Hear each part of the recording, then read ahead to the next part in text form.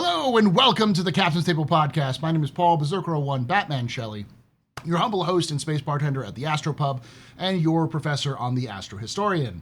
This is the Captain's Table Podcast, Season 10. We've been doing this for a decade now. As of this week, I actually think, this week or next week, is the 10th anniversary of the of this this podcast. So, I'm so tired, Chris. That's all I'm going to say. I'm so very tired. But today we're going to be talking about, we've been doing sort of expectation series this entire month, and we'll probably go into February as well. We're going to be talking about expectations for space combat. Now, I also want to lay this out right now. It's not just going to be talking about PvP. We're going to be talking about PvE and PvP. We might talk about them interchangeably. It will depend. But I wanted to get a couple folks who I know who stream. Raptor X actually reached out to say, hey, you're doing a PvP thing. I'm down. Let's talk. So I did reach out to Avenger One, and he's always down to help, but he was like, I'm literally in a class at that time. So it was like, ugh. So we'll probably get Avenger in to talk a little bit about this sort of stuff in the near future. Hopefully when we have the new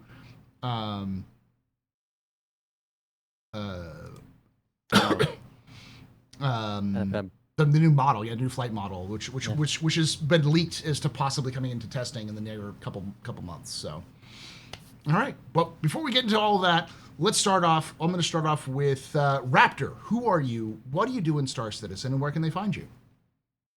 Afternoon, everyone. I'm Raptor X. Can be found in Star Citizen. I do a little bit of everything. Mostly centered around PvP, but I do some PvP when I get the opportunity, and there's actually some stakes involved.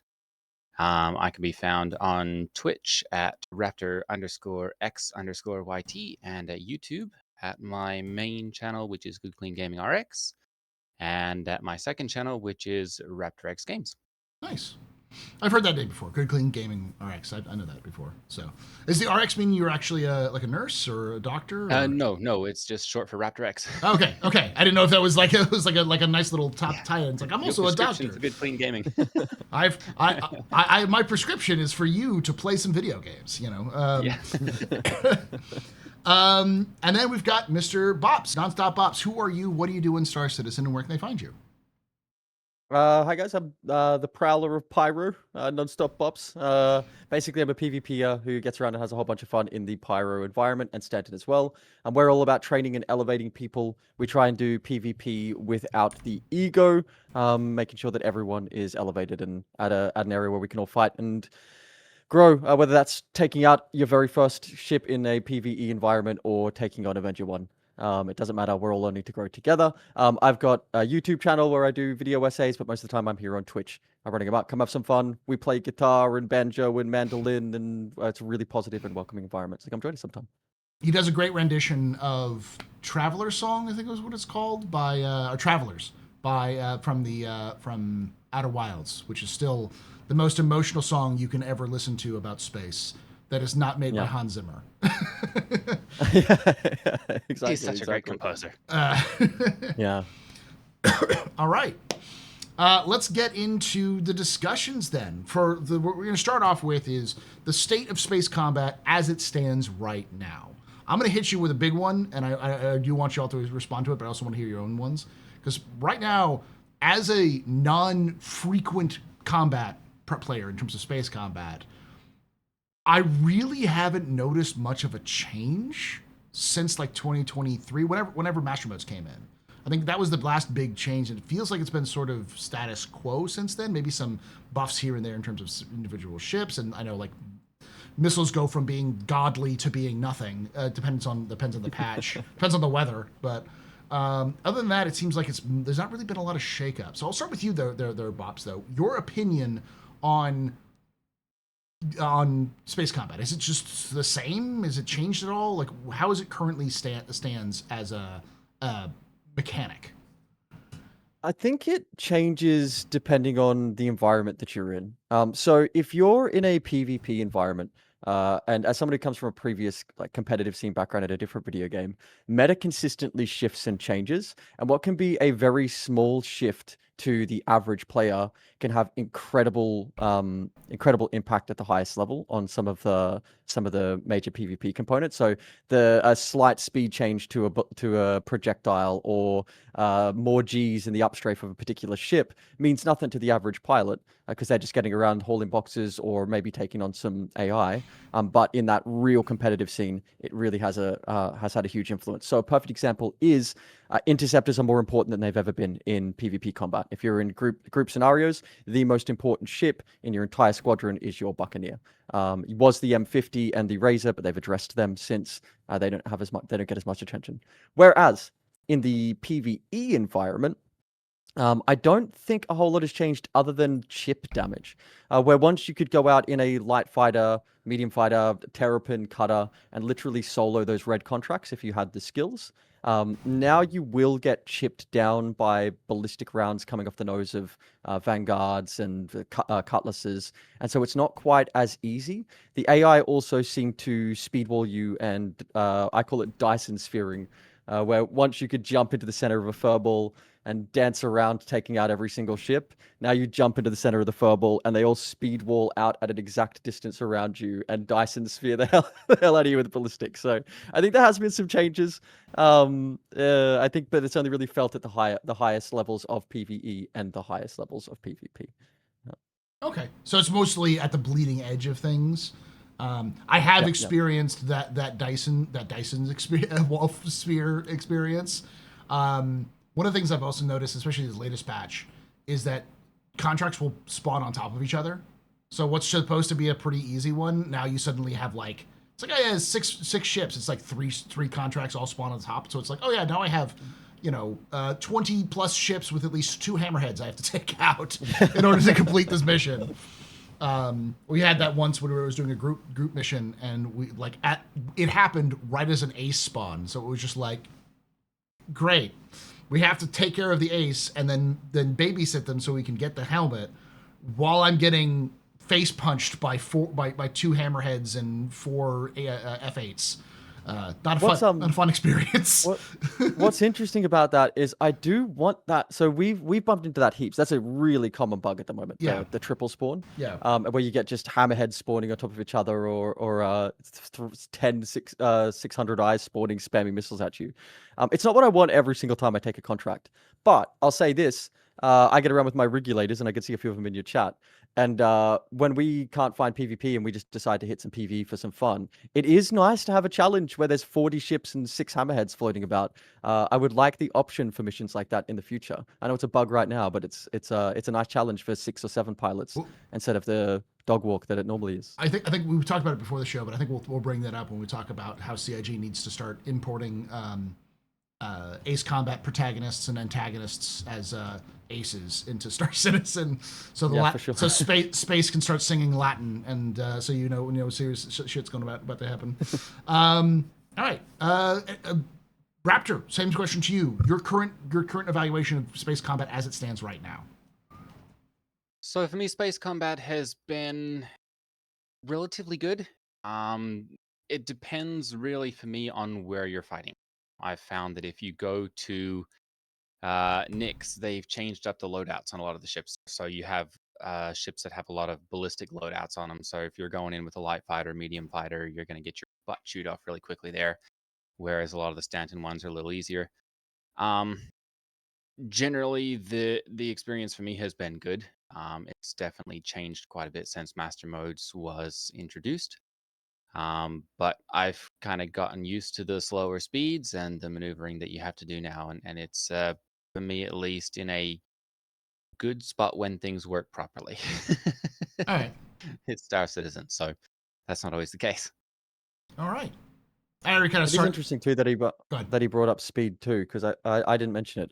Master Modes, I was the same as you, Raptor. When it first kicked in, I wasn't comfortable with it, as I think a lot of pilots were.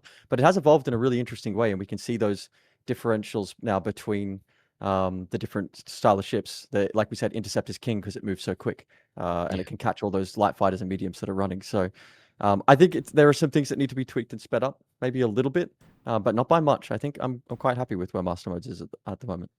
Yeah. Awesome. All right. I mean, my thoughts have been the same effectively, which is what I said earlier, is that I don't really notice the difference. And I think it's because of I don't play it on a regular basis. So Hmm. it's good to hear that there has been some changes and stuff like that. So the next one I'm going to ask you is the near future, because we've talked about what it is right now. What's going to change in space combat in this coming year, for good or for bad? So I'll start with you, Raptor. What are your thoughts on the direction it's going and where is it going in the next between now and the end of 2026? Yeah, so hopefully we're going to be getting the new flight model in, which I'm hoping will involve slightly higher speeds, because I do kind of feel like the 250 to 300 meters per second range is a little slow. I'd like to see something top speed around 450 or so, maybe Yeah. 500 for the interceptors. Um, but then I think probably the biggest change that we're going to be seeing over the next 6 to 9 months or so is to start to introduce the new, bigger group combat things. Like they mentioned at the end of the CitizenCon Direct this last year.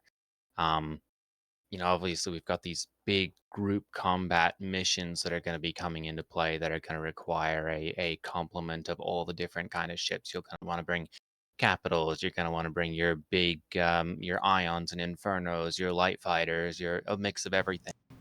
And we'll start to hopefully see some of that that onion skin combat where you've got to peel off each of the different layers before you can drill down and actually eliminate your enemies. And that's something that I'd really like to see improved. Um, and actually have a use case for a lot of the ships, because it feels like right now you bring either an arrow or a gladius if you're running a light fighter. If you're running an interceptor, you bring, like Bob said, you bring a buccaneer, and that's about all there is to it. And if you're bringing something heavy, you bring an Idris because it's got a massive health pool and it's got the PCs and it's got the laser on it that can take down just about any other ship that's currently flying. And you don't get that expression through all of the different ships that they have in the lineup. So I'd like to see a little bit more use case for all of the different ships versus just going for a meta. So you're hoping to see more balance going forward. More balance, yes, and more use cases for each of the different ships. Make ships valuable. Like Yes. you all have been Yes. mentioning interceptors, and I'm like that seems like it'd be a perfect role for the 325A, because that's sort of like Yeah. it's sort of built for around that, but it's not really, I'm sure, used at all because it's the 300. No. They well, yeah, I was gonna say they're very large and they're very easily killed. They don't have the Yeah, health pool to make them viable in combat, right? but I feel like He's bang on there. Yeah. that's like a perfect interceptor if it had a higher health pool in there, because it should have the speeds because it's a 300. But Hmm. that's a good example of like a ship that just doesn't have a niche really because it's just too easily killed. Um, Correct. I'm not going to bring up. You also get the situation where something just does something better. So Yes. for example, the Avenger series, I was flying an Avenger around last patch, and it's very fast and it has a lot of firepower, and it's a really good interceptor, except the Buccaneer is just better. So It's faster and has more weapons. So yeah, that's it. um, all right. Is there anything else that's going to be changing in the near future other than say the flight model? Did you mention the new flight model possibly? You said kind of earlier, but Yeah, the new flight model I'm hoping will come in. I'm hoping they also adjust weapon ranges. Because for a while we've been able to shoot at there are times that you can actually connect with some of the larger ships out at 2,000 meters, and that's way too far to be able to hit something. If you're bringing these combat ranges, if we're going to continue with these speeds of 250 meters per second, and you're going to be able to shoot someone at 8 times that, it means that you're going to have 4 or 5 seconds of closing time where you're just dumping a full capacitor load of whatever you're firing, and it limits the ability for that maneuvering and the World War II, planes in space sort of thing, the maneuvering and the different positioning Mhm. to actually bring that about when you can just, let loose from 2 kilometers away and dump a barrage as you come in and pass and come around and do the same. Okay. So I'd like to see those actually reduced and bring those combat ranges closer, and that'll also help to balance against the turret problem that we've been dealing with for a long time as well. All Like right. turret See, I spreading. and I'm glad we have. I was worried we were going to agree the whole way through, Raptor. And I actually disagree on this one, and I've heard a lot of people speak about this. I don't think you need to bring fighters closer to big ships. I think you need to give big ships the ability to reach out. That's what I think, and I think once we have things like cyber warfare, if they maybe increase the range and speed of turrets on big ships to force people to get butts in seats instead of blades or whatever. Maybe if you've got a manned turret, it can shoot out further, faster, gets bonuses, these sort of things. That's a way to have a big ship have a larger presence in the combat. Because if you draw the combats in closer to the big ships, small ships can always just disengage. They've got the speed. So they can smash these Sure. big ships. The minute they get shot, they can just zip away, re-grab their shields, and come back in. Then with the damage that these ships output, it's never going to be enough to sit that light fighter, if he knows what he's doing, that light fighter on his butt before he just disengages. So I think it's a complicated problem. I don't think there is an answer, and I'm glad I'm not the one balancing it because they have a really, really hard job ahead of them. But I keep hearing that reduce ranges, and I'm not sure that's the answer. I think we need to make it so that big ships are scary, because right now big ships aren't really scary. Yeah. But yeah. Bobs, same question to you. What do you see changing in space combat in the coming year? Things you want to see, and also things you think just will see because of what CSG is doing. Three things that I'm going to piggyback off of what Raptor said. First is those bigger space combats. I think they're going to focus more on those. I think I've even seen some of the guys from the mission team teasing in people's chats about some of those bigger PvE combats that are coming, the trench runs and whatnot. But then the other two are really important. The first is obviously the flight model. And also how the flight model plays in atmosphere. People aren't talking about this as much. Are we going to get 6 DOF in space and 3 DOF in atmosphere, or are we going to get 3 DOF in atmosphere and 3 DOF in space? Because it's a really, really, really big question here. This World War II planes in space thing that they keep talking about. I want Battlestar Galactica in space, and I want Star Wars in atmosphere. And I hope that's the way that we head.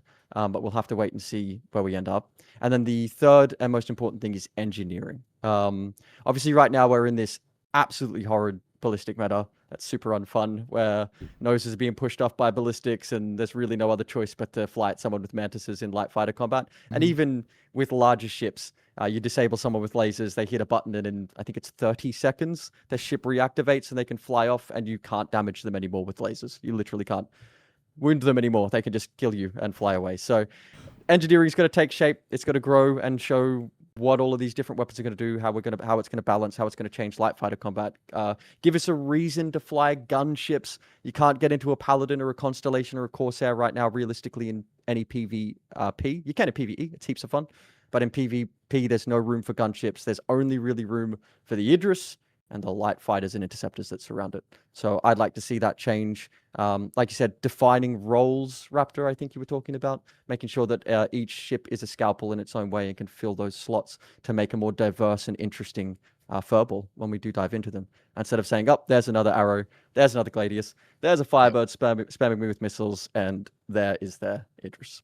This is where I'm going to bring this up. So you both basically talked about this, and it's funny because in a different discussion last week, Axis 0096 brought up effectively what we talked about before the stream, which is something that MechWarrior does, which is kind of like a quirk system, where each hull would have its own unique abilities that would be defined by its hull rather than its or variant rather than its just its chassis or whatever.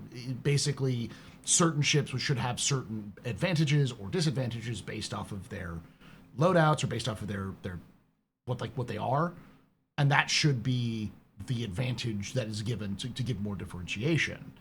A lot of folks have also talked about like engineering being part of that process. You know, being able to craft a hull that is slightly better at this or that or the other thing. Do you think that's a solution? Is that a direction CIG should start leaning in when it comes to differentiation, or is this sort of just like a temporary solution to a problem that is more like fundamental with how ships are designed? Because we talked about like the 300 series is too big to actually be good at what any jobs. Is that just because it's just I'll bring up Bops's favorite ship, the Reliant. The Reliant. I love my Reliance so much. The Reliant is a similar problem with its pancake. You're 100% right. You're 100% right. And there's a lot of people who are talking about ship perks and hulls that you might not expect to be talking about this. For example, Avenger 1 has discussed this now. I saw a video where he was talking about it, and I think it's something that is necessary for the game.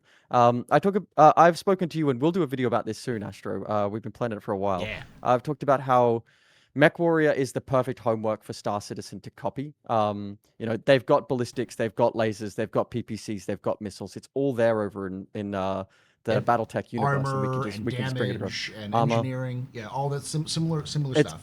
So Exactly. So we can grab that, and one of the best things is variance. And the easiest one to sort of explain what we're talking about with is the Gladius. Right now, there is the Gladius Valiant, and there is the standard Gladius. And there is no reason at all, and I know it's from a different time, but there's no reason at all to get into a Gladius Valiant, a Saber Comet, and a Saber Standard. The only difference is that they have a slightly different loadout and a sweet skin. But if there is a world where if I buy a Gladius Valiant, it has 5% cooldown reductions on its lasers, or maybe it has slightly larger capacitors, or 5% projectile speed when using repeaters or something like this, then all of a sudden there's a reason to get into that Valiant. In the same regard, the standard Gladius might have more ammo capacity for ballistics, or it might have faster fire rate on its nose gun or something. I don't know. They don't have to be huge buffs, just micro percentages that give you a reason to take it, make it your own, have your own customization, and use that variant specifically for the task. And they've dabbled with this with like Hornets. You've got like your Hornet Trackers, your Hornet Ghost, etc., etc. Your Reliance, you've got all of the different versions, but they tend to be doing variants that are related to professions rather than necessarily related to performance. Yeah. So I'd like to see more performance and see if they can nut that down a bit, because I think it'll be really, really good for the game. What do you reckon, Raptor? Yeah, so I think the biggest thing, if we're starting to talk about variance and balancing, this is something that, like you said, Avenger One mentioned, is he said that the biggest problem with the archetype versus the individual fighter balance is that the way CIG has it right now is that each ship's performance envelope is like a popcorn kernel, and they're all in our game space, all popcorn kernels all in a bucket, right? And so they each have their own little envelopes, and none of them really overlap over the other ones, and there's not really any reason to pick one or the other of them, because you just pick the one that goes, oh, this is the best performance, we're going to go with that one. Whereas if you have the overlap of performance of each of those ships be more like their base performance is the entire Pringles can, right? And then their own little differences are like areas where they're, poor analogy, but where they're like poking out of the can, right? So they all have a set speed of somewhere between 250 meters per second and 300 meters per second. They've all got say 9 Gs laterally, 10 Gs vertically, that kind of stuff, and they can all go 14 to 15 forward, sort of thing. And so you have then the performance of each of your light fighters are all contained in this can, and they all have the same base stats. And then you've got little differences that make them unique. And then you balance those based on, your light fighters are in this can and your heavy fighters are in this can. Your mediums have a little bit of overlap in each one. Your long range sniper ships like the Ion and Inferno are over here in a can by themselves. And you balance the cans versus each other instead of having to balance each of these individual little ships. And so you end up then with an easier time balancing, because you're only balancing an archetype, which I think is something that CIG is attempting to do, just poorly at this point. I was going to say, And- this sounds like you're describing master modes, because that's what I understood what master modes was trying to do at least. Trying to do so. The biggest difference with master modes is just that instead of changing the performance of each individual ship, they basically just crammed the ceiling down on everyone instead of being able to go at 1200 1400 meters per second and have combat at those speeds, which was way too fast because no one could ever hit unless you had hundreds of hours in the seat of practice. They've basically just greatly reduced the maneuvering expression of each of the different ships and crammed it all into SCM speed, and then made any sort of high-speed maneuvering only in nav. So basically, using your same analogies, instead of having their own little buckets, which might overlap each other here and there, but the individual buckets is so they can have their own balance, they took those buckets and they threw it into a bigger bucket, and they just said, you're all in the same buckets now. You're on the same bucket now. These are the limitations. This is the box you are in. You cannot get out of this box. Everyone is similar, and there's some slight changes here and there. He's talking about siloing. The concept he's talking about is siloing, and you see siloing in all game design, especially in competitive game design. But what's important, and you just mentioned this, Raptor, and I do want to give CIG credit where credit is due. They are attempting to differentiate, and we've seen over the past 8 or 9 months they're doing these passes on the different styles. So we saw the Interceptor pass with, which is what rose the Buccaneer to the top. We saw the Light Fighter pass. We've just seen a Heavy Fighter pass with the F8 being the final one that they've sort of tweaked out after they've done all of the others as well. I think the Prowler's even getting a bit of attention. Not that it's a Heavy Fighter, it's closer to a gunship. So they are going through and they are balancing these individual classes. The problem is that they're not making the differences between them extreme enough so that what makes a particular ship worth using is not as clear or defined, and most of the time not there at all. Usually just take whatever rises to the top of the chaff. So yeah. All right. I was just trying to say, I think we've already talked about like what's going to happen at the end of the year. Bob's, you said yours. I also have another thing that I think is going to change. I said this earlier, and this might be controversial to some people. The way I say it is controversial because I want you to comment. You viewer, right now, I'm trying to clickbait you into doing it, but crafting. I think crafting is going to, based off of my limited experience with crafting and based off of what they've talked about with crafting, I think combat pilots can't ignore it anymore. Like it is not an insignificant bonus that you get for having good quality crafted gear. It is that, even if they knocked the buffs down from like, I'm sure that's like 13% fire rate and for FPS weapons, and you notice it is significant, and that's just with FPS weapons. So if they did something similar to like Scorpions, for instance, you have Scorpions, if they buff that by 13% fire my rate. dog's just stuck on the bed. Give me 1 second. Okay. I'm just gonna get my dog off the bed. 1 second. Sure. if they buff that, like, good night. Like that's just gonna be disgusting. the amount of just pure firepower you can throw at somebody with some of these things will be insane, and I'm sure they'll continue. Especially we talked a little bit about quirks, and I'm sure that'll probably come into play with hull quirks when they're doing different tiers of crafting for the hulls of the ships. But I think at the end of this year, we may not have hull crafting, but we'll almost certainly have weapon crafting. And I think weapons and missile crafting will be one of those things that will significantly change how people play the game. Because not only will it be, hey, you need to be able to have this, but if you're a combat player, now having a friend who is doing non-combat roles becomes much more valuable. You can no longer monofocus on a role. You just have to start thinking holistically as a game. Personally, I think that's a great idea because you've got your group of hardcore fighter pilots who have to go to the weird dude who lives in the hills who just happens to be a really fucking good weaponsmith and to be like, hey, we found this thing in this cargo hold. It's I think it's apparently very high value, and the dude being like, that's quality 873 of this specific mineral. I can make so many missiles out of this, and then just run off and make the missiles while they just go, okay, how much you want for it? And, that sort of interaction, or hey, we just found an absolute shit ton of high quality ore.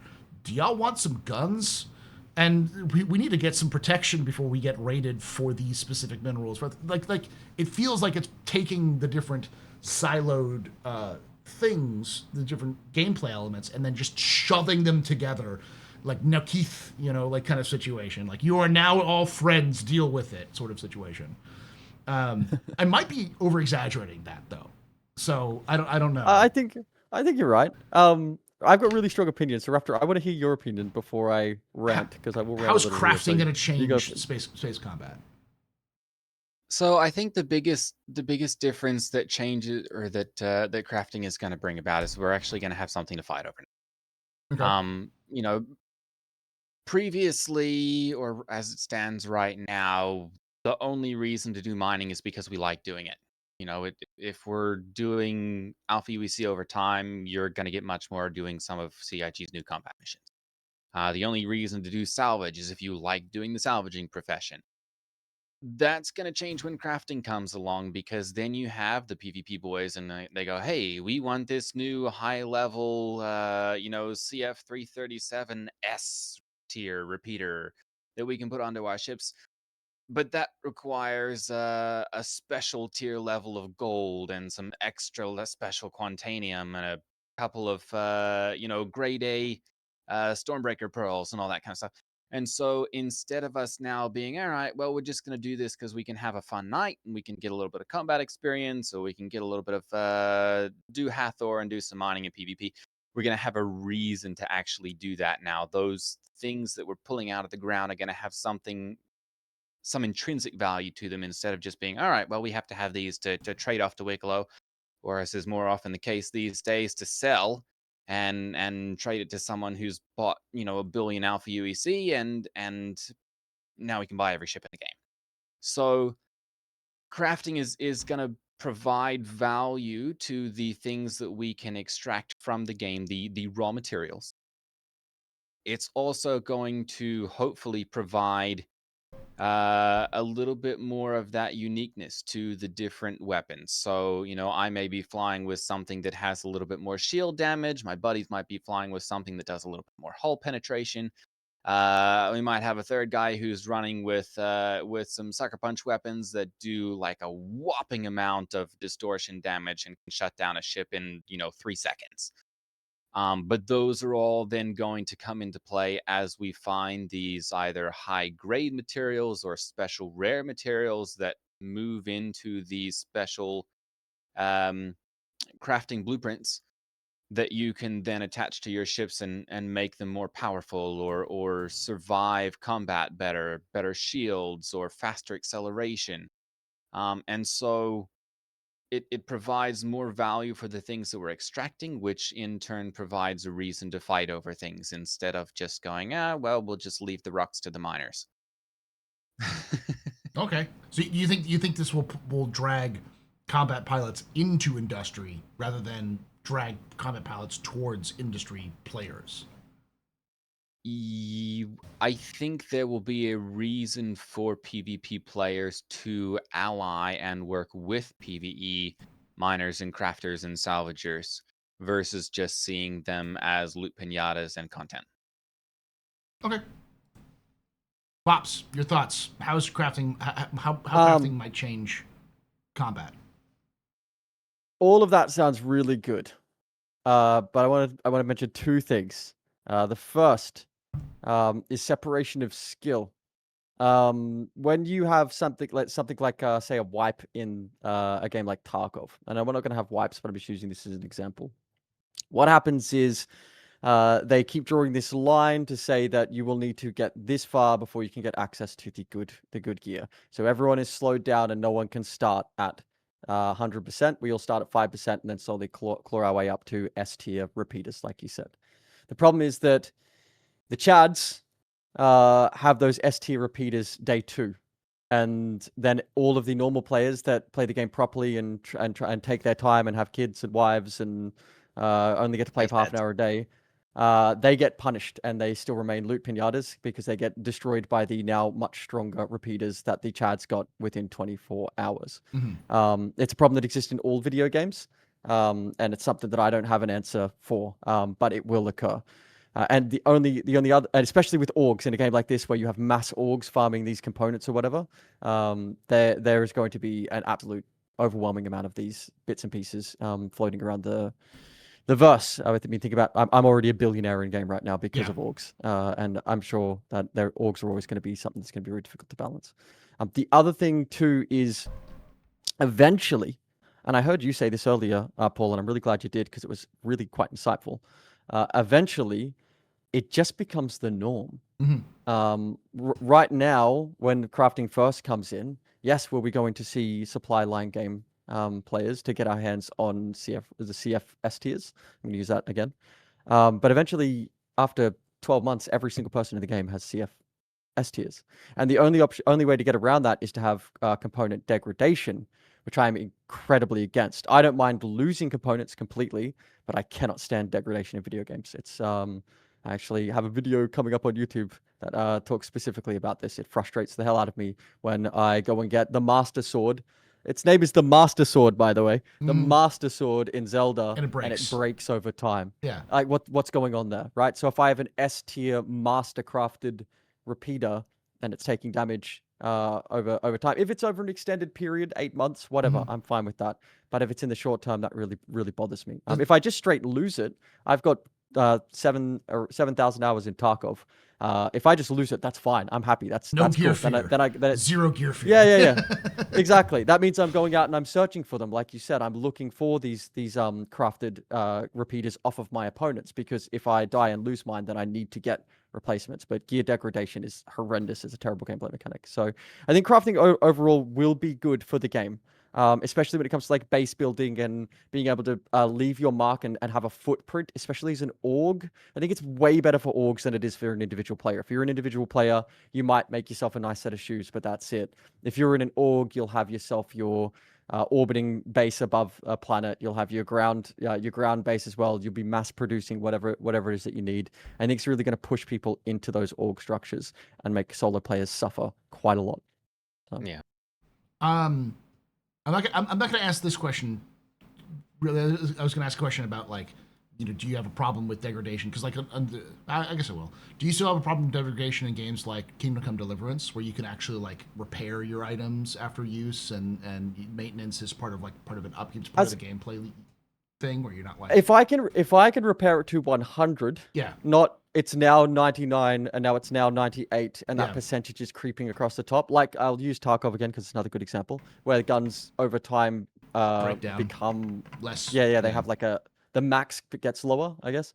That absolutely gives me the shits, Paul. I hate it more than anything in the world. But if my guns are degrading and then I can stop for half an hour and pull out my hammer and ting ting ting ting repair them back up to give them full performance, then yeah, I'm fine with something like that. It's just that slow degradation over time. It just means that for me, someone with ADHD, maybe it's just the spectrum that I am on, but it's this thing that niggles at the back of my brain constantly, just constantly knowing that everything that's on me is slowly wearing down, and it ruins a gameplay experience. Entropy is the march of entropy is causing your brain to I play everything video games will to die. escape reality. Everything will die, Bops. Even you. The sun will explode eventually.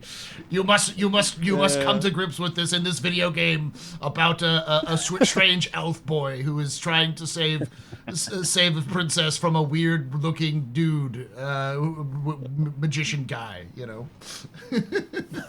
the best exclamation I've ever heard of him in my entire life. Let's go.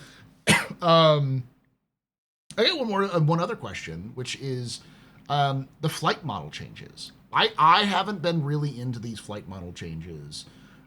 Do you think these flight model changes will make it this year? Because we've been talking about flight model changes, the new flight model, the change. We've been talking about that for like 2 years now, since the Master Modes thing about the new flight model.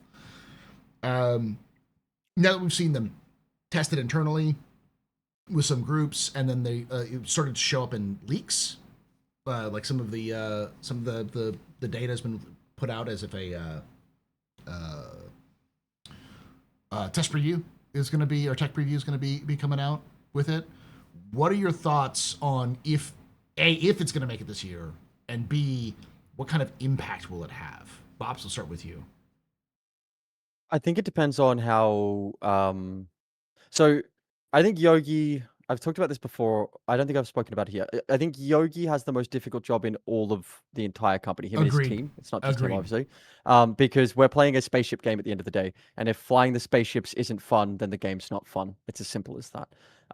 Now he isn't just balancing for Star Citizen. He's obviously balancing for Squadron 42. And I think he's got something that works really, really, really well in Squadron 42, and he wants to try it in Star Citizen. And I think he's waiting for Squadron to come out. I think he's also trying to find a way to onboard Squadron players into the Star Citizen universe post the release of Squadron. And he needs to make sure that there is easy enough entry into our big, very complicated space game. So I think we will start to see it being tested a bit more. Obviously, I had someone on my channel who went through some of the stuff that was in the flight model, and we had a big chat about some of the testing after the leaks came out and that group got busted. I had one of the guys who got busted on my show to have a bit of a yap about it. It sounds like the 6DoF aspects are going to be reduced, but it also sounds a little bit like what they were testing, even though it was being tested in space, might be, at least from my opinion, something that they're going to be using in atmosphere, not in space, because it was quite extreme how much they had reduced the side strafes and up and down strafes. If they are reducing it that much, then we are definitely just getting Star Wars. If that's what they're going with, be ready. Star Wars Squadrons is coming. It was a great video game. Looks like that might be what we're getting in Star Citizen, so that's good. That was heaps of fun. Does mean that all of your engineering and complicated space mechanics now probably won't mean a whole lot because we'll all just be Star Warsing around, but it'll still be a whole bunch of fun. But I think that system was more designed for atmosphere, and we're still going to get the 6DoF Battlestar in space. At least I really hope so. I really, really, really hope so. So I think we'll start to see it this year, Paul. Whether or not it's in behind closed doors or public, I think we will see a little bit more of it, I reckon. Okay. Raptrax, same question to you. Will we see it this year, and what kind of changes should we expect with it if it does come out this year? Yeah, I mean, I think we will see it this year. CIG has been making some big steps on that recently. Like you said, Bubs, they've gotten it out of internal testing and started to get it out to some of the new Evocati people and the new testing groups. So that indicates, to me at least, that they are making that a priority. In my mind, at least, it's kind of hard to balance something if you're going, oh, well, we've got a new flight model coming here and soon, and no use balancing anything until that makes its arrival. Secondarily, I really hope it doesn't end up going Squadrons because I tried to get into that game and really did not like Star Wars Squadrons. I've had it for probably 3 years now and never made it much past the tutorial. So Well, I we got on think board the for a 6DoF Battlestar sim. That's what Yeah. we came to Star Citizen Yes. because Squadrons was over there. It was there. Squadrons came and gone while this game's been in development. We had our chance Right. to play it. We're Yeah. not here to play Squadrons. Yeah, Well, sorry, go ahead. I got 2 joysticks. So what am I going to do with my second one if they take away my strafes? But yeah, so assuming it does come this year, I think we're going to start to see, like Bob said, that flight model I'm hoping is more geared toward atmospheric flight because that's something I feel like that suffered for a little while. You know, you've got your combat in space and that's fun, it's engaging, you've got your maneuverability, you can position yourself, you can have your light fighters versus heavies versus battleships if you've got the skills to get in there and stay close and stay in blind spots. And you go down into atmosphere, and unless you're flying something that's got a good flight profile, a Gladius or an Arrow or a Saber or a Hornet, you just don't have that maneuverability to really make atmospheric flighting. So I'm hoping that the new flight model with the control surfaces and the changes that they're making there will make flight in space fun and flight in atmosphere fun again. Um And then as far as the changes that we're going to see, I really can't tell you. That's going to be CIG's thing. And like you said, Yogi's got a really, really hard time balancing all of that. I don't envy him his job at all. I I mean, I I am going to be a little critical of Yogi. I think he's got a hard job, and he's got a lot of bosses to please. He's got Chris and the people above him he has to please, but also the players who are all trying to give him the same idea. So it's not an easy one. I do fear that Yogi, because there's a couple times I've seen like basically every PvP channel that does content on YouTube, like they all come to the same conclusion. Is like, yeah, this is the problem when it comes to things like multi-crew ships, and it's like, okay, so this is there's many solutions, but these are the problems, and then Yogi just kind of goes, nah, I don't wanna, and it's like, oh, but this is literally what solves the problem, like that people are having, and I worry sometimes that maybe his own personal bias sometimes gets in the way of what is fun for the game.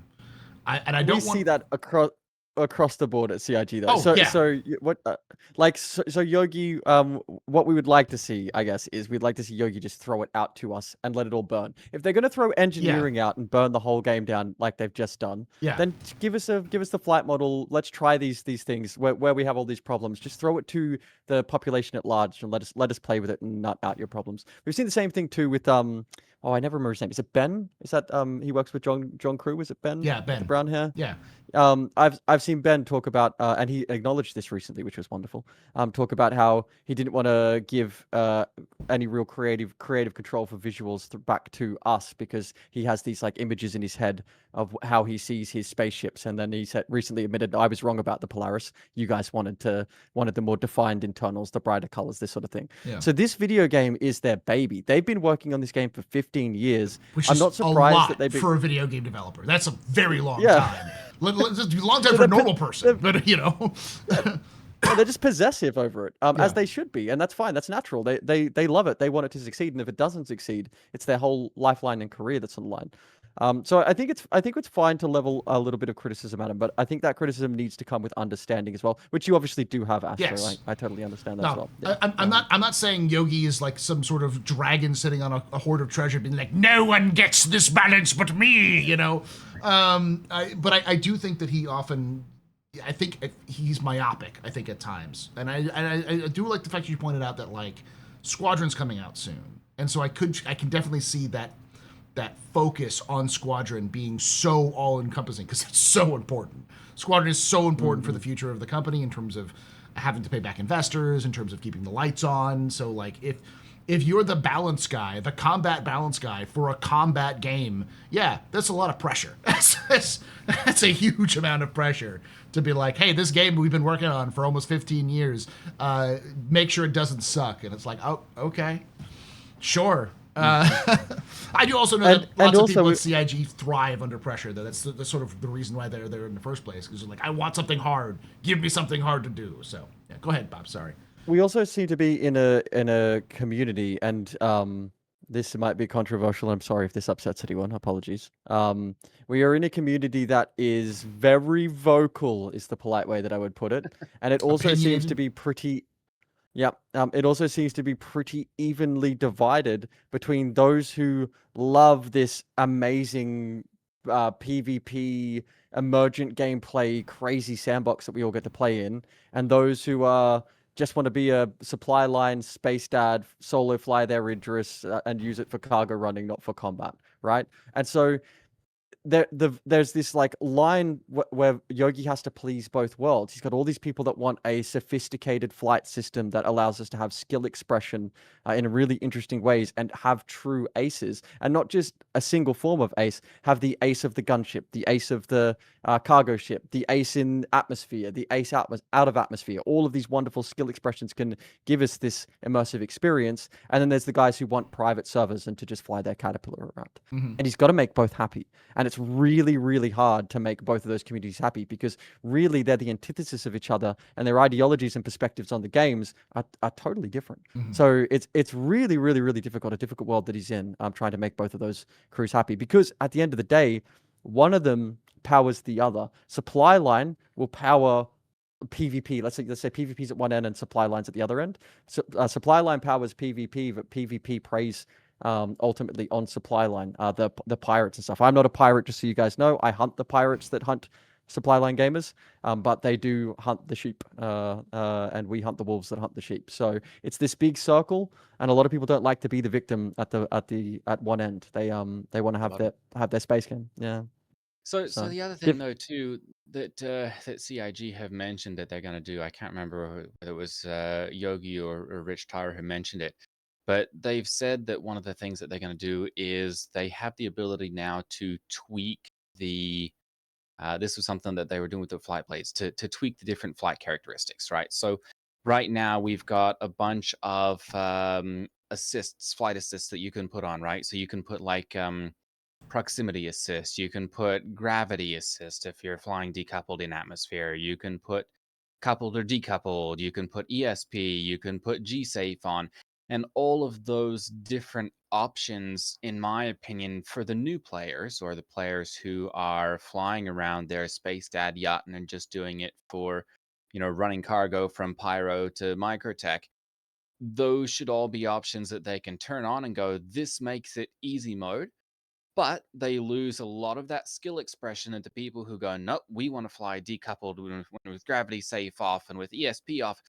And they turn off all of those helper assists and they can push that ship all the way up to the bleeding edge of performance. That's something that, in my mind, CIG now has the ability to do, where they can tweak what each of those different things, or they can add something in that says, all right, this gives you the ability to accelerate at a higher rate, but you risk more accelerational Gs. Mm-hmm. So for the people who are flying their light fighters and they want to push right up to the edge of blacking out, they can. But you risk, if you get over that edge, you're blacked out and it's going to take you 5 seconds to recover. And the guy who's on your tail and is not pushing quite up to that boundary can blow you out of the sky while you're knocked out. So I think some of the balance things that CIG can do to make it easy for the space dads to play running their cargo and doing their industrial things and using their big military ships for something they're not really intended to do, but they want to have easy mode and some protection and PDCs and all that kind of stuff. They can turn on all of those assists and they can make their journeys back and forth, and more power to them. And the people who are going, oh, we want to have all the performance that we can squeeze out of this. It's like overclocking a PC or undervolting or whatever. They turn off all the assists and do all their little tweaks and everything. And that allows CIG to balance things for both people. And the difficulty then becomes, how do you balance it so that the people who are the space dads flying around their Polaris, they don't just get curb stomped by the people who are, on the bleeding edge of performance. They actually have the ability to go, this is a fight that I don't want to be in. I can make an escape here, provided that I've put a little bit of forethought into this and I've gone, all right, I'm jumping from Pyro to Microtech. Instead of going from that gateway straight there, I'm going to jump a little bit toward Hurston, then I'm going to jump a ways toward Crusader, and then I'm going to go to Microtech. So that instead of having that straight line jump where you can get intercepted by a Mantis crew and immediately deathed and not be able to recover, you have a little bit more forethought into it, but you're have a better chance of a safer trip and some ability to counter those high performance players by putting a little bit more strategic thought into it, because you don't have that twitch based skill or the high performance ships and skills to be able to combat them in a toe to toe, so that you're better at evasion or being able to escape them. And I leapfrog off that as well. This is something I hear all the time, where people say that they would they want the skill ceiling to be lower so that they can fight, or so that they can perform against the ace pilot or whatever it might be, right? So these systems that you're talking about disabling that allow us to have that skill expression are really good. Even if they made it so that all of us had to toggle them on, if we all had them on at all times, the ace pilot is still going to beat you. Yeah. Because they are going to have spent more time in the game. Even if we're all forced into Star Wars Squadrons, we mentioned it before, that 3-DOF flight model.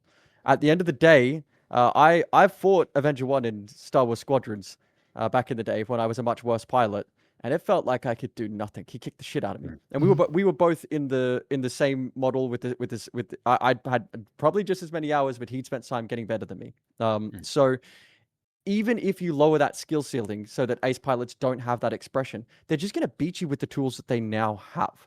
It's as simple as that, and you see it again and again and again. Whether a game is as hyper realistic as, I don't know, Armor or Escape from Tarkov, or or if it's as dumb and arcadey as something like Halo or Doom, you're still going to get stomped in Doom by the guy who spent 300 hours jumping around, rocket jumping and smashing you and figuring out all those little tweaks and bits. So there needs to be that skill expression for the players that want to engage with them, because this game doesn't have skill points for your character.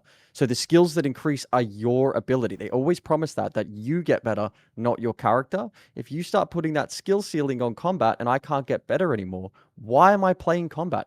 What's driving me to come back and engage in combat with the game if I can't get better? And that's how I feel at the moment in this flight model that I'm in. And I know there's a few others. There's lots of others, actually.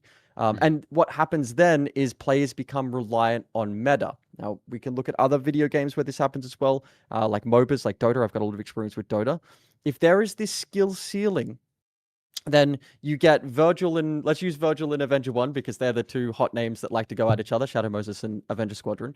They no longer say, I am a Hornet pilot and I can beat you in my Hornet no matter what. And the other goes, well, I am a Blade pilot and I can beat you with my Blade no matter what. They go, no. He's going to be in a Gladius and that's what's going to win. So I've got to be in a Gladius. He's going to be in a Buccaneer. So I've got to be in a Buccaneer. I can't fly that 325A. I can't fly that Avenger. I can't bring my Constellation. I can't bring my Cutlass. I can't bring my Polaris because I need to bring my Idris. It goes all the way up the scale to the biggest ships in the game. If there is a flat skill ceiling like we currently have right now, you have to take the ship that is the best. You can't bring the ship that allows you the most skill expression. And now, just to finalize my point, there is room here. For example, I take out the Tanner, which is one of the worst ships in the entire game, and I'll 1v5 a bunch of people in PvP at the exact hangars with a Tanner. But that's because they've got no experience at all. If anyone has even the slightest bit of PvP practice, they've spent 10 hours in Arena Commander, they will clap my Tanner and there's nothing I can do about it. Even if I am a much better pilot than them, I can't use that Tanner. So we need that skill expression so that people can get into the ships that they want to and express themselves in it. We had that with the old flight model. You'd see people go out in Auroras and clap people's cheeks. Mustang Delta. We've lost that now. That was my ship. And man, did I may have not won every battle, but I made sure that the people who were fighting me barely won, if that. And I'm not a great pilot. Like, I'm not like top 10, top. At one point I was top 100. I always like to say I was top 100 in the Arena Commander. I was like number 60, like the 60 best pilot in the entirety of Star Citizen for like a year. And that changed so much. But things have changed so much since then. This was really like 2015, 2016, the one thing I have a little concern about when it comes to this, and I think we'll jump this over this next question to like 1.0. Like, what does combat look like in a 1.0 environment? Is that specific thing about like skill expression is crafting, because at a certain point, crafting might actually dull that expression because again, everyone's going to. We don't have skill points. But then crafting becomes skill points. I can still see them getting around that. The easiest way to get around that is simply make it the crafting for each hull have completely different quirks.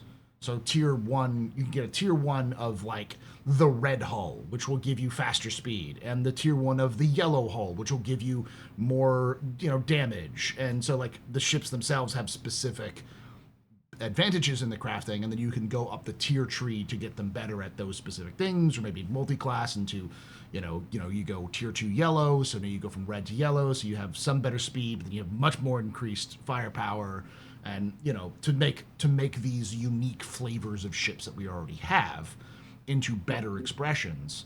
So you can really drill down and be like, I am the best interceptor pilot because in this Buccaneer, because I have spent years in this thing and I have built the perfect hull for my gameplay style. So, the only way you're going to beat me is a hard counter. And I think that's what you're really going for. You're really saying is that, like, what both of y'all are saying is something to the effect of, we want to see players be able to be like, I am really good in a Mustang Alpha, and yeah, I can get hard countered because it's a Mustang Alpha. But if I'm facing against anything that's on like my tier of light fighter, I can beat them. Unless you're a better pilot than me in your Gladius, I'm going to punch you in the face and you won't be able to stop me. If you are that trained and that well rounded in your field for that specific That ship. skill level. Yeah. Yeah. Yeah. So that's something that they try to do with flight blades. They had the ability to have slightly faster speeds or more maneuverability with the flight blades. And from what I've gathered watching, as you said, the top PvPers, they just basically went, speed is king. Put the Yeah. speed blade on and you win. And so I think the crafting meta or making craftings be the skills is something that CIG is going to have to be careful. If it just becomes the top tier pilots with a S tier repeater always win the battle, then they've missed the mark on being able to balance crafting. If you can have a pilot running a Gladius with an S tier versus a pilot running a Talon with an S tier, and the Talon can still win because the pilot there, has the same skill level, but they are more in tune with how their ship fights, and they know that they've got better roll, or they've got better pitch control, or it doesn't come down to just an aim duel or a DPS race. Then CIG has a really good chance of making this something that can last a long time. But if it just becomes a meta where I just take a Gladius with a CFS tier repeaters and a Ballistic Mantis and I win, yeah, that's not going to last very long. I think it needs to go further. I'm someone who loves to see. Again, I come from a competitive background. I used to cast competitive Dota, right? So I love to see people at their peak, and seeing someone who is taking something that looks like garbage to everyone else and then turning it into the highest skill expression moment in the last 10 years. So I want to see the Aurora pilot with C tier Panthers or whatever they get. I think they're badges. They're size 2s or size 1s on them. I want to see the Aurora pilot with C tier weapons be able to beat the Gladius with S tier if the pilot in the Aurora is a better pilot. Yeah. And I'm talking obviously about the military Aurora, if the Aurora is tuned to be a military Aurora or whatever it might be. So I don't. Obviously, there's a line. I don't want to see a Salvation beating a Gladius. Yeah. That shouldn't be happening. But I think that there should be enough room and enough skill expression that, yes, crafting matters and it's substantial and it has an influence. But at the end of the day, skill should be king. I truly believe skill should be king. Because otherwise, you'll find out. You might think you're going to enjoy a game where crafting is king, but you won't. You will not enjoy that game where you turn up and your ship just instantly explodes to that S tier CF Gladius. That's not going to be very, very, very nice. You want to be able to outmaneuver him and take advantage of him. And we're sort of there right now. We're in a world where Mantises and Scorpions are king on the noses of Arrows and Gladiuses. So let's look at them like CF S tiers, because that's basically what we're going to have, is a whole bunch of Gladiuses and Arrows getting around with what are now Mantises and Scorpiuses. Is the game that we're in right now fun? The combat? Where every single fighter you come across is a ballistic fighter that's pushing your nose around, and just if you don't have the arrow with the Scorpius and Mantis, it's not a fun game. So if you're in a crafted world where you've got every arrow with S tier repeaters on it, and it just smashes you because its guns are the better guns for the situation, you're not going to be enjoying that. It's not fun. So we're in that world. We're in the crafting is king world right now. We're just not crafting the guns. We're getting them for free, and it's not a good experience. So. All right. So let's go with the longer version. I want to hear Raptor on this one to the beginning. You have a crystal ball. You look into that crystal ball to see 1.0 Star Citizen. Space combat at the very beginning. Chris hits the big red button. Everyone's out. What does it look like? What should players, based off of your own what you're seeing now, and also maybe your own expectations for space combat in a finished game?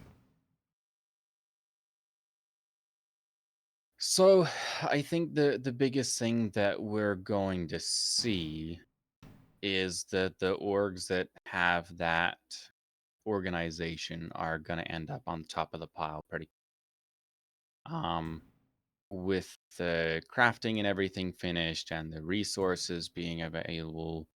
The people who have the skills and the numbers are going to end up going out and being able to harvest those extremely rare resources, clambering their way to the top of the pile, and you're going to end up with a Zerg rush, so to speak, of the top tier players ending up on the top of the pile, which they've put in the time and they've put in the dedication and skill to get there, and they should to some degree. But in an ideal world where they've balanced things correctly, there are enough um, chinks in the armor that another either smaller org or ones with better skills or ones with access to different resources can help to level that playing field and actually make combat interesting versus, oh, we got there first, we win. um I think the biggest thing that hopefully we see is that there's a reason to bring out those big ships other than just having a flying fortress with PDCs. That there's a combat demand for those large capital ships. That means, there's a reason to bring your Idris and actually run fighters off of. There's a reason to take out an Ion or an Inferno because you need that high DPS and maneuverability to take down a Retaliator or something. You need to be able to out DPS race that particular ship. Um, the balance challenge that CIG hopefully overcomes is one that allows the PvP sweat lords to be able to have their skill expression and to be able to take really whatever ship that they want out within a certain performance tier, of course, and to be able to use that because they've put the time into flying around in that cockpit and they've gotten so in touch with the individual expression of that ship that it's you can push with an 85X. I've been flying one of those around recently. And you can combat somebody else with an 85X of same or similar skill level because you know that ship better than anyone else in the game. But the difficulty, I guess, that I see with combat in the future, I guess obviously with 1.0, there's going to be so much stuff added to the game that we don't currently have access to. I don't know that there's an easy way to predict what combat looks like other than hopefully smooth, performant, and balanced well enough that there is room for all tiers of players. We don't want combat to just be relegated to the top 1% are the only people who really engage in PvP combat. And we also don't want it to the point where the top 1% go, there's nothing here for us, and we go off and play Anthem because it's more rewarding to us. So hopefully a world where CIG is able to balance both of those, and we have a stable, performant, and fun game that can last for years or decades. And beyond that, my crystal ball gets a little cloudy. Okay. Nonstop Bops, same question to you. 1.0. I think there's 3 layers to this. If we're going to talk specifically about combat in 1.0, so let's start big and get small. There needs to be combat that makes sense at the size of an org, of these big furballs. So we need to have roles that are defined. First of all, we need to make sure there are butts in the seats of ships. So if you're bringing in an Idris, it needs to be an absolute forward power amplifier, but it needs to have a full crew to run. There needs to be fighters taking off from it. There needs to be every single turret seat filled, an engineering team, not just one person in it flying it around. In the same regard, things like fighters. Fighters are weapons of the bigger ships. People often don't talk about this, but if you've got an Idris, your best weapon is the Gladius that takes off from it, not the gun on the front of your Idris. So we need to have combat that makes sense at a larger scale, where Idrises can fight Idrises, battleships, we're getting those, can fight battleships, but also within that combat, it shrinks down all the way to the interceptor or even like the little light scouting ships. We're talking e-warfare. We still don't have e-warfare and how that's going to affect combat scenarios, and et cetera, scanning, all these sort of things. So you've got your large scale combat. That's going to be fun. That's going to be balanced well enough and engaging enough that people want to engage in those mass size combats. But then it gets even smaller than that. You've got to make sure that squadron combat is interesting. So are you all just going to jump? If you say you're hanging out near the executive hangars like I do all day, every day, and you've got 4 pilots and they've got 4 pilots, do you want everyone to just be in an arrow? Do you want everyone to just be in a Gladius with 1 buccaneer on each team? Or like you said, Raptor, do you want that skill expression that comes with knowing your ship, knowing how you've modded your ship out specifically, the crafting that you've done to weapons, components, et cetera, on your ship. So you got to make sure that 4v4 or that 5v5 is much more interesting and engaging than it currently is. And then you've also have to shrink it down once again to the 1v1, be that on foot with an assault rifle or in the cockpit of any fighter of your choice. You've got to make sure there is enough skill expression that the 0.5% of elite AC chads are still engaged in that 1v1. Because ultimately, the fights aren't really going to come down to 1v1s. They're going to come down to 4v4s or org fights. That's where we're going to end up. This game is a multiplayer game. It's not a single player game. But you want to make sure that when you are playing it single player, you can still have a whole bunch of fun in that engagement, in that 1v1, be it in Arena Commander in the PU. Raptor, you mentioned the 85X. There's a video on my Twitch pre-engineering where I took an 85X and fought the whole server for 45 minutes, killed like 20, 30 people in an 85X.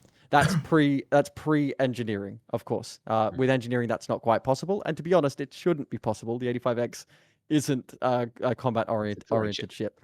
Yeah, but if I'm 1v1ing and I'm in an 85X and I know it quite well and you're in an arrow, just like pre-engineering, I should be able to dog walk your arrow any day of the week with my little 85X. So it's that scope and it's the scale, and they've got to get the scale right. And people often are talking about they talk about these mismatches. Oh, the arrow kills my constellation, or the Idris kills my paladin, or they talk about exact matches. So it's always just fighters versus fighters, arrows versus arrows, gladiuses versus gladiuses. But the scope's larger than that. It's how does my e-warfare come into play in this combat? What will my engineers make the difference in this combat? Is my formation, specifically the formation that I'm flying, going to have a role in this? Or are we all just going to be doing what we're doing right now, where we'll just float around with our noses going everywhere, not actually holding any kind of formation at all and just screaming for assistance? It's that scope that they need to plug down. So I think 1.0, if they've got the flight model down right, these things will naturally take shape. So I just think we just need to pray that when we get there, Yogi's worked his magic, and we have both skill expression, but also fun and engaging org furballs. Okay. Yeah, see, that's been my thing, is the scale. Because whenever I hear, even back in the day, like 2012, 2013, when people were like, well, 1v1, I'm like, you're never going to be 1v1'd, guys. Like, if you're 1v1'd, you're in a bad situation, because, like, both of you are stupid. like orgs do exist, and they will dominate the game, I think, in 1.0. But I don't think they'll dominate the game as much as people worry about.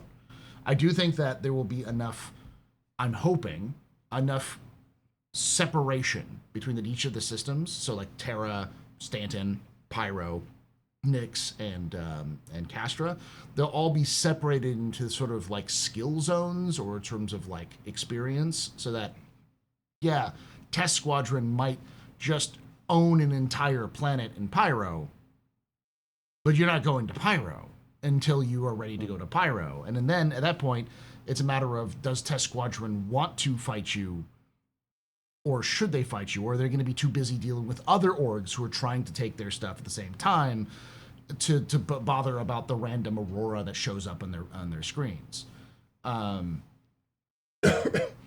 And communication will be key with that too, Paul. Yeah. If the random Aurora can say, "Hey, Test Squadron, I've just entered your territory. What do I have to do to make sure that you don't blow me up?" Or vice versa. Hey, Test Squadron, I'm a cargo runner. I need protection as I move through your territory. How much do I have to pay to get you to send out a squadron to guide me through your territory? And then if you don't want to engage with Test Squadron and you need to pass through their territory, well, then you run the risk. You're going to have to make sure that you are doglegging your journey to to ensure that you're not getting caught by them. So yeah, comms are going to be important. I think you're right, Astro. I think you're right that the territory and comms orgs. And I do think that the scale is going to matter, because one of the things that's important to remember is that it should be expensive to pull out your big expensive ships, and that cost should matter in logistics. It should matter in gameplay. There should be still gameplay for it, but there should be the daily driver, and that daily driver, if you're a combat pilot, should meet similar demands with your friends or with whatever you're designed to do. So in my opinion, like a 1.0, some people will have different loadouts and different ships, but they'll have their own ship with their own combat expression of what they're really good at or what they really want to be good at. And they'll have different loadouts to kind of tweak and stuff like that. I'm taking this from my MechWarrior experience, where like I'm an Atlas guy, but if you're going to put me into anything other than an Atlas, you're going to throw me in a Wolverine or in a Commando. I can play the game as a Commando completely differently from an Atlas. But if you put me in an Atlas, give me a melee weapon, because I'm going to go up and punch somebody in the face with that axe, or just my fists, and that is a completely different gameplay style from somebody who's standing back and firing off with their snipers or whatever. And that sort of expression should exist in Star Citizen 1.0, where somebody is like, I am a brawler. I love to get in and just knife fight somebody. Where somebody else is like, I'm going to stay out in the exterior and sort of pick off people as we move through. And those expressions should have gameplay importance.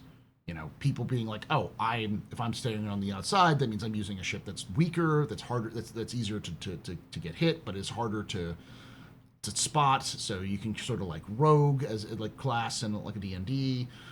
And of course, this is an MMO, so some MMO classifications should fall into that. Versus, DPS, area of area denial or area of effects, AOE tanks, crowd controls, all that sort of classes should mesh somewhere with combat for a combat role. Because I think combat roles are going to be as important as combat expressions, simply because it would force players to do, oh, we're going to play together, or to do like a ship that can do multiple combat roles, like bigger ships that are multi-crew. That'd be an easy way of like, well, this Paladin is a tank, but it is also DPS because it has a lot of the weapons, and if we fully crew it, it becomes dangerous because it can do both. An off tank that can hit you really hard. Now I have 3 players in that versus having to take a tank and then 2 DPSs, and I can't, or 2 tanks and DPS, and I can't outrace the DPS with my enemies, or I can't tank as hard or whatever. I also want to be excited too to have those big ships come with me right now. So I keep bringing the exact hangars, but it's because that's where I've been spending this patch. I've spent every hour there. But I want it to be exciting when someone who's flying with me says, "Hey, I'm gonna bring a Constellation," because right now I go, can't you just bring a fighter? Just bring a Talon. Just bring a whatever. You don't have to bring the arrow, but just bring a fighter along. It makes the whole situation easier. I want, in the same way that just to go back to MechWarrior with you, Astro, in the same way that you're there with the Atlas, I want to see that Atlas and go, yes, as I sprint past you with an XL engine in my Irby mech with no armor, screaming in with my zero armor Urbi mech to do loops around their assaults, spinning and shooting, With a- looking back at you, my assault mech, who's on his way in, and Yeah. be excited to see that assault mech, knowing that when it gets here, its impact cannot be underrated. My job is just to distract until my Constellation, my Corsair, my Paladin gets into the position that it needs to be in to assert its power across the battlefield. Right now, I see the Corsair, anything that isn't an Idris M, and it's specifically the M, even the other Idrises are kind of useless. Anything that isn't an Idris M, I go, why didn't you just bring a fighter? Like why didn't you just bring one in? I want those bigger ships to be better. I want them to have a reason to be. I want the Atlases to be in the game. Yeah. Yeah, I really want them. I want to be screaming through the microphone, where the fuck is the Perseus? I need the goddamn Perseus here. And for it to show up and actually be like, oh, okay, this is actually making a difference. PvP, PvE doesn't matter. Like some reason for each of these ships to exist and to get good at them, and for crews to get good at what they're doing. And I feel like that's the direction they're heading towards. So we may have a lot of bumps and scrapes along the way. They may just veer off into the woods and smash into a couple of trees, but eventually they'll limp back to the right road and get to that point. It's just a matter of time and how long that's going to be. But I do think that the direction they're going is in that way, is where combat is going to be broken into, as you said, scale, but it's also going to be broken into role, and those roles will then mesh in with the loadouts that you take. That matters in terms of content. Again, I'm heavily leaning on my Mech Warrior context because like there's a different battles you'd use different things. You don't always take an AC to a fight if you're fighting the wrong groups, because like an AC is a great shot. AC 20 is amazing, but like one AC 20 cannot outrace 3 AC 5s. And AC 5s can hit you at a lot further difference, or somebody with a PPC. Your AC 20 may be dangerous, like this too. but like a catapult with freaking missiles for days is going to destroy you. Yeah, a Raven is one of the scariest things in the world to an assault mech that's left alone. If a Raven screams in on an Atlas that's been left on his own, or a Flea, or something like this, and just so you guys know, that's a little tiny baby mech.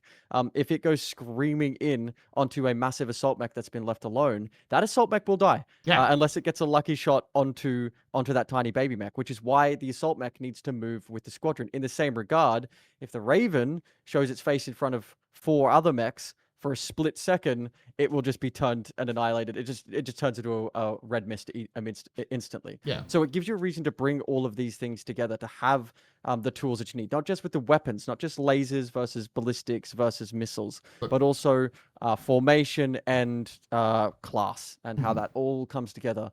And just to give compliments where compliments are due, CIG are working on this. And like I said, I quite like Master Modes. I think it needs to be a little bit faster, just a little bit faster in certain areas. Like you said, interceptors need to be a bit quicker. Lights need to be a little bit quicker. I think heavies need to be way quicker because I think they need to be essentially large interceptors. But all that aside, I think they're doing a good job. I think we're on the road to something sweet. The only trepidation I have is that flight model that was a little bit more tightened in the strafes. I really hope that is not the future for space combat, and that is the future for Atmo combat. That's the only. Everything else seems to be going pretty well at the moment. And ballistics suck. Balance them. Where's the next patch already, CIG? Let's... Yes, get rid of the ballistic meta. It's a pain. Alrighty. Well, that's going to end our discussion on this. We're going to move into our question and answer session. But I do want to thank Raptor X and Nonstop Bops for giving us their time and their expertise on the subject matter. Always welcome to come back on and talk. Hopefully we can get like all 3 of y'all, you two and Avenger on to talk about the changes when they do introduce a new flight model. That'd be kind of a good discussion to see like the comparison between now and then in terms of how things have changed. Yeah, if you did enjoy this, make sure you follow these 2 folks on YouTube and Twitch. Nonstop Bops on Twitch mostly, and then you doing your YouTube videos, right? Same channel, same name. Correct. Yep. And then it's again. Good Clean Gaming RX, right? Raptor RX, is my main channel, and then Raptor X Games is the Star Citizen dirty gaming channel. Not clean. Not clean, exactly. And if you did enjoy this, subscribe to us on YouTube. It's youtube.com/@the Captain's Table Podcast. We do these on Saturdays at 5 or 4 p.m. Eastern, 1 p.m. Pacific. Would love to have you join us live and add your own conversation to this and your own questions. We also are on Spotify and pretty much anywhere you can find podcasts. I think like half of the people on there listening to it on Spotify, and almost as many listen to it on Apple Podcasts, I think. So there's a good variety of folks who listen. We're all over the place. So check us out there at the Captain's Table there. And that goes up first, and it's the entire discussion kind of condensed. I take the first section, the second section, and put them together. So it's a good, solid 3 to 4 hour experience. Yeah, twitch.tv/theastropub. Would love to have you join us live. And like I say every time, hope to see you someday in the black.